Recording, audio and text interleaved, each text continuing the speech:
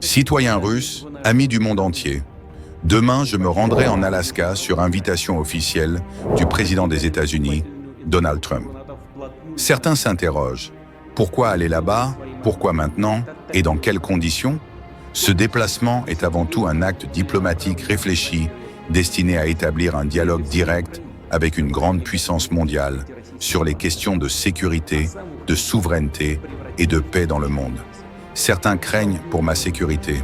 Ils imaginent des provocations, des pièges ou même une tentative d'arrestation. Je tiens à rassurer nos concitoyens. Notre dispositif de sécurité est complet, minutieusement préparé et inébranlable. Des avions de chasse russes patrouillent, des sous-marins nucléaires sont positionnés sous les eaux, prêts à toute éventualité. Nos forces terrestres sont sur le qui-vive et ma protection rapprochée figure parmi les meilleures au monde. Toute menace sera immédiatement contrée et toute riposte serait décisive. L'Alaska, vous le savez, fut autrefois russe. Elle reste stratégiquement proche de nos côtes, dans une zone arctique où notre flotte est la plus puissante au monde. Ce voyage n'est pas une aventure improvisée, c'est un message clair aux grandes puissances. La Russie dialogue, mais elle ne se laisse jamais humilier. Nous savons que selon le droit international, aucun chef d'État invité officiellement ne peut être arrêté ou agressé. Et si certains à Washington oublient parfois ces règles, qu'ils se souviennent, la Russie ne bluffe jamais. Je veux également être clair sur l'Ukraine. La Russie ne combat pas le peuple ukrainien. Nous nous opposons à l'implantation de l'OTAN et des forces occidentales à nos portes. Nous défendons la sécurité de notre pays et la souveraineté de notre territoire. Nos exigences sont simples. La reconnaissance des territoires qui ont choisi de rejoindre la Fédération de Russie, la garantie que l'Ukraine ne rejoindra jamais l'OTAN, l'arrêt total des livraisons d'armes et du financement étranger à Kiev. Si ces conditions sont respectées, la paix reviendra rapidement. Si elles ne le sont pas, nous poursuivrons nos opérations, pas à pas, jusqu'à atteindre nos objectifs. Ce voyage en Alaska est donc aussi un symbole. Il démontre que la Russie est prête à dialoguer d'égal à égal avec toute puissance mondiale, y compris les États-Unis, mais qu'elle ne se plie jamais face à la menace.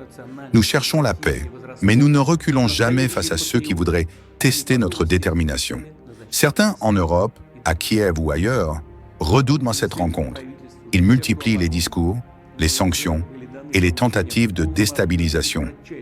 Mais la vérité est simple. Ce sont les États-Unis qui financent et pilotent le conflit depuis le début. Ce sont eux qui peuvent décider de le faire cesser. Et c'est à nous de rappeler au monde que la Russie n'a qu'un objectif: la sécurité, le respect et la paix fondée sur des conditions équitables.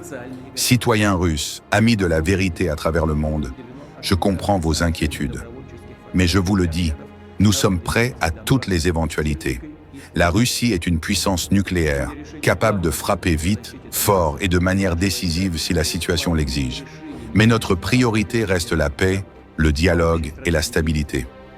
Ce voyage est un message clair. La Russie est fière, forte, déterminée et toujours prête à défendre sa souveraineté et sa dignité. Vive la Russie! Vive la paix fondée sur le respect mutuel! Je vous demande de faire circuler ce message.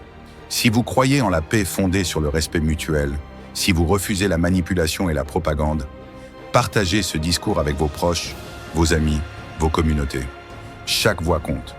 Et si vous voulez ne rien manquer des prochains messages, analyses et révélations, abonnez-vous dès maintenant, activez la cloche pour recevoir toutes les notifications, like cette vidéo et partagez-la partout où vous le pouvez. Ensemble, faisons entendre la vérité.